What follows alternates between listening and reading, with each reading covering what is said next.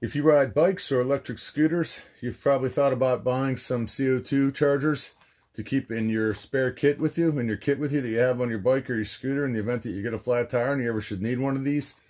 I ordered this 10-pack and it came shipped safely, and I just wanted to show you what you get with them. 10-pack of charged CO2 cartridges, typical CO2 cartridge size. They are about a little over 3 inches in length, 1 inch wide. And the way you would use these is you would use them with something like this Pro Bike Tool CO2 inflator. This thing came with this foam pad on it, so you can put your CO2 cartridge in here, inside of here. I usually just keep this one and a spare one inside of my bike kit.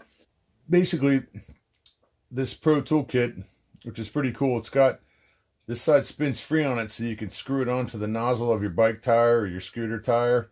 You would screw the CO2 cartridge into here, and this lever right here releases the gas to help you inflate your tire.